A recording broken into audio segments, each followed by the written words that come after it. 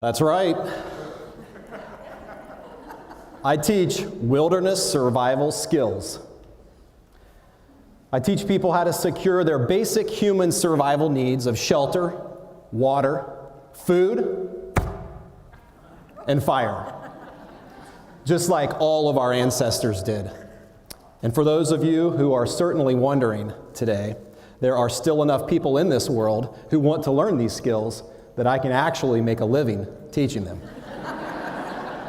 But if I've learned one thing over the course of 20 years of survival instruction, it's this: zombies are real. In all seriousness, I taught my first survival skills course almost 20 years ago. I got into this business because it was fun. I still do it today because it matters. I've often said, if I did this for the money or the fame, I would have quit in year one. But I do this because the wilderness can change people. And I've concluded that it's the connection to and the ability to harness the power of Mother Nature that brings about personal change. But I'll get into that in just a little bit. Some of you may know that I've spent the past 2 years of my life filming a television show called Fat Guys in the Woods. I know, it's a crazy title. It's been airing on the Weather Channel. But the concept is very serious. Week after week, I took 3 guys deep into the wild places to prove that if they could survive there for 6 days with me, then they could do anything they put their mind to when they got back home. I've always said the wilderness can change people, and this show will forever be living proof of that. If you've never seen Fat Guys in the Woods, don't worry, I'm going to be airing a couple of clips as we go today. I'm a guy, obviously, right? And I feel very comfortable speaking for most men when I say there's something about the wild places that call to us men. Certainly both men and women seek fun and adventure in the outdoors, but for us men, it's very personal, carnal. We often wonder, can we face Mother Nature like mountain men of old and come out on top? Can we survive and meet our core basic human survival needs? I guess the easiest way to say it is, can we ultimately connect with our inner caveman? On that note, ladies, yes, there is a little bit of Rambo inside of all of us men. I'd like to introduce you to Big Fella. He's the farthest thing from a woodsman, but he is a chef from the city of Detroit. And I took him into the Great Smoky Mountains. Take a look at what happens to Big Fella when I put a spear in his hand. To be honest, I really can't go another day of all this manual labor and no new calories in me, man, without some reward for my belly. Really getting hungry here, still haven't eaten for over 24 hours. Freak has finally given us some tools for what she says we will maybe be able to hunt with. The spears look good. Let's grab our packs and head. All right. I'm hungry. I'm ready to kill. I don't care what's gotta die today. I don't care if it's a plant, I don't care if it's a fish, I don't care what it is. Something's dying, and it ain't gonna be Big Fella. Something's gonna die. You know, maybe I was using too broad of strokes when I said there's a little bit of Rambo in all of us men. Because now I want to introduce you to Chris. He had a slightly different experience connecting with his inner caveman deep in the Great Smoky Mountains. Take a watch. What the I'm so freaking scared right now. There literally could be anything lurking out there right now. Okay, I don't know how I'm gonna make it tonight. I mean, really? I mean, ain't nobody got time for this. What am I doing? What the hell I love you, Chris. have I got myself into? I mean, if I die tonight, this is my time to be a big boy. I mean, I'm embarrassed to say this, but I'm a grown-ass man. But I am afraid of the dark. You know what? I know. I'm not going to sleep tonight. There's no way I can go to sleep tonight. I'm staying my ass up tonight. Yeah. I'm staying up tonight. No, I'm not going to sleep. I can't do it.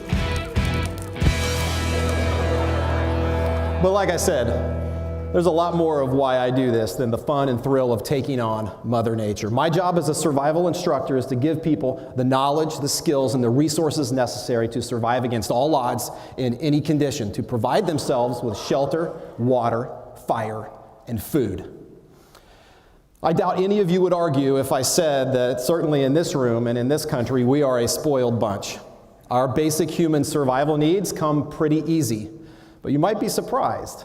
If you strip away all the modern conveniences that we enjoy every day, every hour, down to every single minute, maybe those survival needs wouldn't come so easy. You might find that you would have to scratch, claw, fight, climb, and work extremely hard for the simplest of survival needs. Even a drink of water can be very difficult to secure in some environments. But through that process, through that struggle, comes an incredible sense of perspective, quite unlike any scenario I can think of can provide.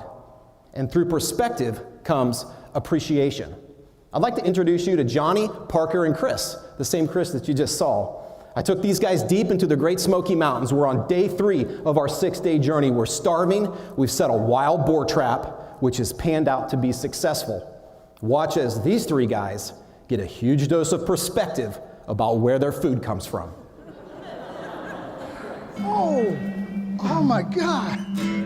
These boar are not your average wild animal. They are hybrid, crossbred descendants of feral hogs and wild Russian boar. Much like this I'm vest. gonna go up and try to get it to charge or try to flank it. If it comes down toward you, you gotta block it with this thing.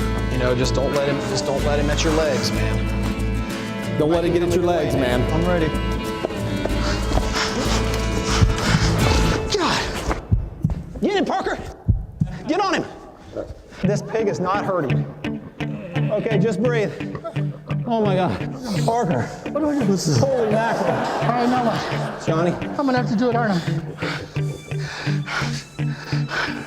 Where am I going? I can't see this. I can't look at this. Started out a little funny and then got real serious real quick, right? I spared you guys the gory details, but Johnny, the guy in the end there, would ultimately take the knife from my hip and stab that wild boar through the heart. Trust me, he has a new perspective and appreciation for where the meat he eats comes these days. Parker, the guy in the blue jacket, well, he became a vegetarian right in the bottom of that boar pit. And you saw Chris, he couldn't even watch where his food comes from. None of you would argue that it's important to understand the perspective and the process that has to take place in order for food to reach the plate in front of our face. Perspective brings about appreciation, not just for food, but for all of the survival necessities that we enjoy, the water we drink, the bed we sleep in, no matter what its condition, and the people who we love the most, who we often take the most for granted. Survival skills are fun. They bring about adventure and thrill, which fosters perspective and appreciation, which ultimately transforms, I found, into a very unique form of fulfillment. Some of you might know someone, maybe that someone is yourself, who is in a constant search for fulfillment, oftentimes maybe even in the wrong places. Let's think about it. If I ask you today where you get your basic human survival needs, you would have to tell me that somebody else provides them for you, that you pay for them. You exchange money for heat and turn on the furnace, dollars for water and flip on the faucet, forage for packaged foods in the grocery store. Most hunting and gathering trips these days involve an aisle number. There's just nothing that fulfilling about a bottled water, a heated blanket, or a drive-through. But I found, after teaching thousands of people over 20 years, there is something incredibly intrinsically rewarding about sleeping in a shelter that you've built next to a fire that you've started, enjoying a meal that you've hunted or gathered and prepared. Life began in a wild garden, and I found that for many, an incredible sense of fulfillment can be found back in the wild places. No one says this better than Randy, Peter, and Jacob on night number 5 in our 6-day stint in the great Sonoran Desert. Take a look.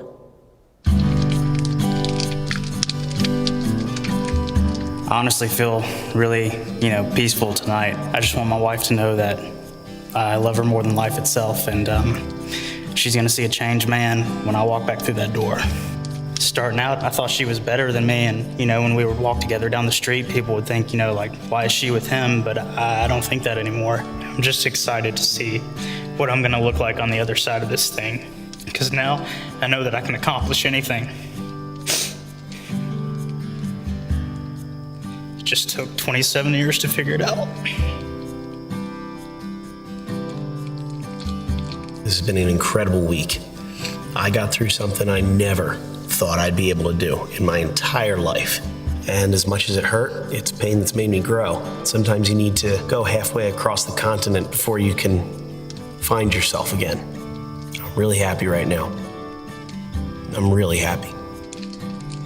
Very grateful to be out here. I'm very grateful for these guys, but I'm ready to go home. I just want to go squeeze my little boy right now.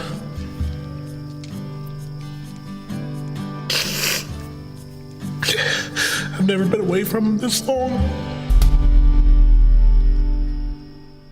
I started my survival career teaching people how to secure from the wild places shelter, water, fire, and food. I still do that today, the exact same thing, except now I do it with the certain knowledge that not only can the skills I teach save someone's life one day, but they can also change that same life today. But even if the only thing someone gets from me when I take them out is learning the survival skills themselves, I've still done my job. Because friends, in this country and in every other, every single day, individuals find themselves in sudden and unexpected survival scenarios where the knowledge they have, the skills they've learned, and the resources they can scavenge combine to make the difference between life and death.